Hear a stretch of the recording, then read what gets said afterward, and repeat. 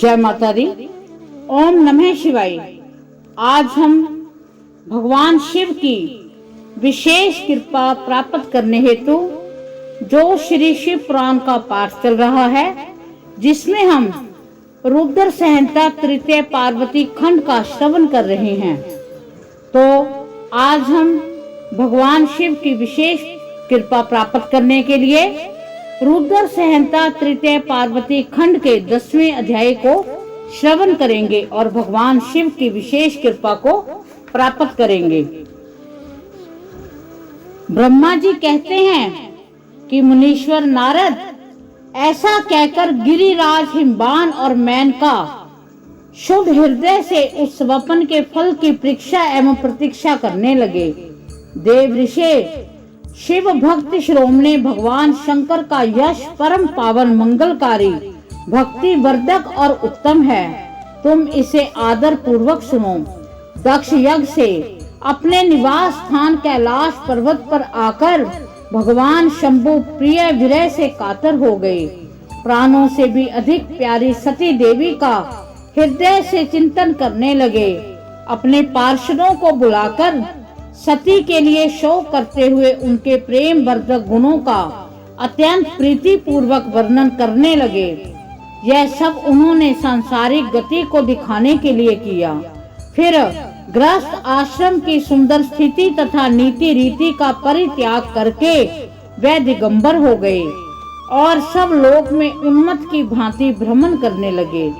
लीला कुशल होने के कारण विरही को अवस्था का प्रदर्शन करने लगे।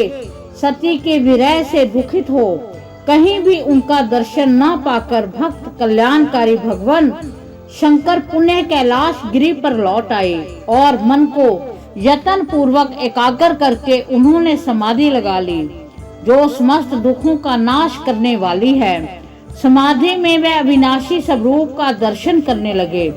इस तरह तीनों गुणों से रहित हो वे भगवान शिव चिरकाल तक सुस्थिर स्वभाव से समाधि लगाए बैठे रहे। वे प्रभु स्वयं ही माया के अधिपति निर्विकार पर ब्रह्म हैं। तदंतर जब असंख्य वर्ष व्यतीत हो गए तब उन्होंने समाधि छोड़ी। उसके बाद तुरंत ही जो चरित्र हुआ उसे मैं तुम्हें बताता हूँ। भगवान शिव के ललाट से उस समय श्रम जनित पसीने की एक बूंद पृथ्वी पर गिरी और तत्काल एक शिशु के रूप में परिणत हो गई। मुने उस बालक के 4 भुजाएं थी। शरीर की कांति लाल थी, आकार मनोहर था। दिव्य धूति से दीप्तिमान व शोभाशाली बालक अत्यंत दुस्सह तेज से संपन्न था। तथापि उस समय लोकाचार परायण परमेश्वर शिव के आगे वह साधारण शिशु की भांति रोने लगा। यह देख पृथ्वी भगवान शंकर से भयमान उत्तम बुद्धि से विचार करने के पश्चात सुंदरी स्त्री का रूप धारण करके वहीं प्रकट हो गई। उन्होंने उस सुंदर बालक को तुरंत उठाकर अपनी गोद में रख लिया। उसने अपने ऊपर प्रकट होने वाले दूध को ही स्तन्य के रूप में उसे पिलाने लगी। उन्होंने स्नेह से उसका मुंह चूमा, अपना ही बालक मान हंस हंस कर खिलाने लगी। परमेश्वर शिव का हित साधन करने वाली पृथ्वी देवी सच्चे भाव से स्वयं उसकी माता बन गई। संसार की सृष्टि करने वाले परम कौतुकी एवं विद्वान अंतर्यामी शंभु यह चरित्र देखकर हंस पड़े। पृथ्वी को पहचान कर उनसे बोले कि धरनी तुम धन्य हो, मेरे इस पुत्र का प्रेम पूर्वक पालन करो। यह श्रेष्ठ शिशु मुझे महातेजस्वी शंभु के श्रम जल से तुम्हारे ही ऊपर उत्पन्न हुआ है। वसुधे यह प्रियकारी बालक यद्यपि मेरे श्रम जल से प्रकट हुआ है, तथापि तुम्हारे नाम से तुम्हारे ही पुत्र के रूप में इसकी ख्याति होगी। यह सदा त्रिभिद तापों से रहित रहेगा, अत्यंत गुणवान और भूमि देने वाला होगा। यह मुझे ही सुख प्रदान करेगा। तुम इसे अपनी रुचि के अनुसार ग्रहण करो। ब्रह्मा जी कहते हैं कि नारद ऐसा कहकर भगवान शिव चुप हो गए।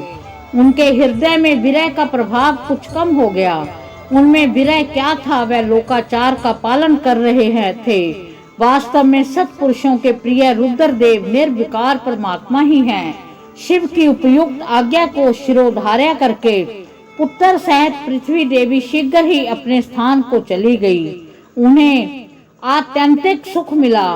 वह बालक भौम नाम से प्रसिद्ध हो युवा होने पर तुरंत काशी चला गया। वहां उसने दीर्घ काल तक भगवान शंकर की सेवा की। ऋषभनाथ जी की कृपा से ग्रह की पदवी पाकर वह भूमि कुमार शीघ्र ही श्रेष्ठ एवं दिव्य लोक में चले गए, जो शुक्र लोक से परे है। इस प्रकार हमने श्री शिव पुराण में से जो रुद्र संहिता तृतीय पार्वती खंड का 10वां अध्याय हम श्रवण कर रहे थे, उसका समापन होता है। हम भगवान शिव से प्रार्थना करते हैं कि वो हमारे इस पाठ को मंजूर करें। अगर हमसे इस पाठ में कोई गलती हो गई है उसे वो क्षमा करें और भगवान शिव अपनी विशेष कृपा हम पर बनाए रखें। इसी के साथ जय माता दी। ओम नमः शिवाय।